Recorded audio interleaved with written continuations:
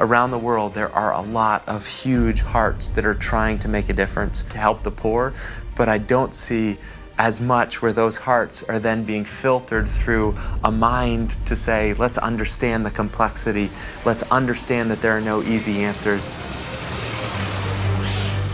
We've talked about shifting the emphasis from aid to enterprise and from poverty alleviation to wealth creation.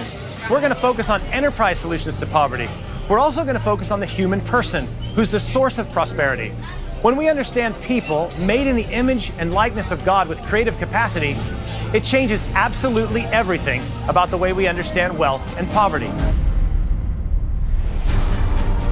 I'm frustrated with this idea that poverty means living on $1 or $2 a day. That is a very bad way to state the problem.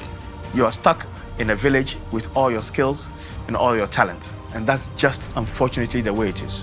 One careless romantic vision of the poor is that they are being so exploited that they should just be left to retreat into self-sufficiency, uncontaminated by the dirty business of a market economy.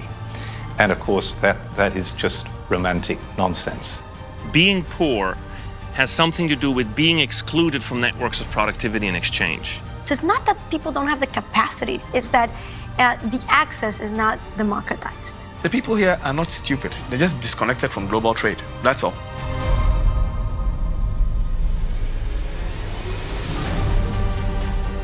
There are situations where I've set up a business deal and NGOs will hear about it and they find a way to bring aid money and provide it for free.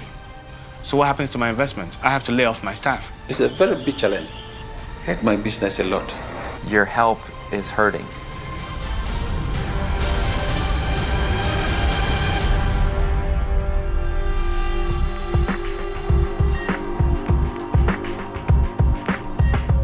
Feeling good about yourself is not the same as doing good. And in any case, good policy is more important than good feelings, especially about yourself. We need to be able to move from aid to production, from existing to living. History has demonstrated with indisputable clarity that people can grow the pie of wealth and discover new sources of wealth through enterprise and innovation. Now, this insight is foundational for working with the poor because it reminds us that people created in the image of God are not the problem.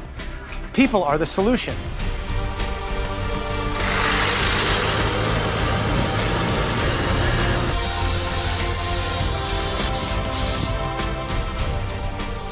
Here we are in Kenya, and the one thing that is manifestly obvious on any street you walk down in Kenya is the energy of the people. You can just tell that they're looking for opportunities, they're going someplace, they have a sense of determination, they have a sense of purpose.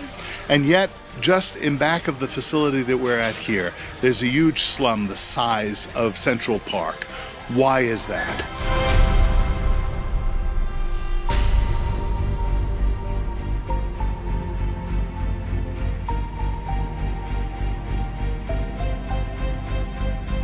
My name is Joshua Omoga.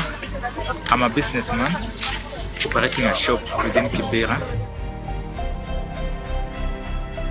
I was very convinced that the way to add value to my family, the way to have positive impact in my community and society was if I started to build a business.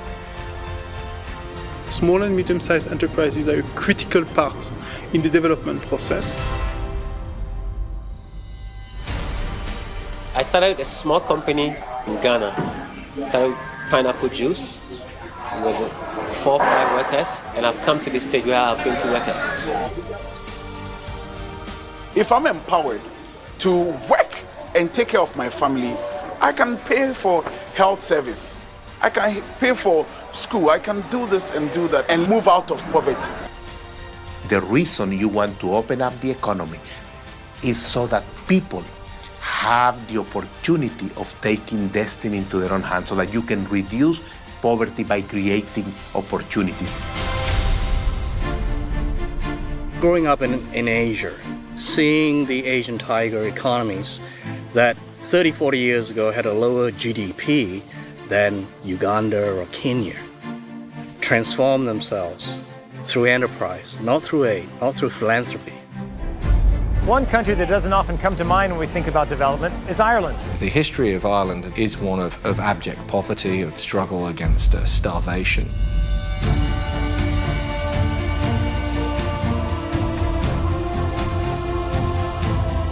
Human beings are not animals. Animals are the ones who go around and look for food all day and then get tired and sleep and then next day begins in search of food. Human beings are created for a much bigger mission, to take care of the whole planet. A human being is much more than a mouth that consumes. A human being is a mind that creates and that produces. What creates wealth? People create wealth. The source of wealth is inside our head. It's our creativity, something we've been endowed with. There's got to be more than just change in a wallet for significant change to happen. Free markets create prosperity, but they don't take care of orphans. People do. We thought that we are caring the people who are dying. We thought that we are accompanying them to die, but we are accompanying them to live.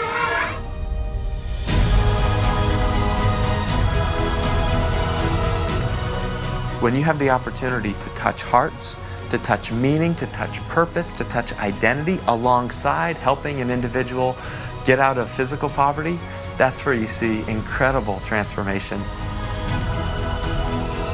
Every simple person, the homeless standing there who doesn't know where he is, there is a soul there. There is God who have made them. Is an act of God.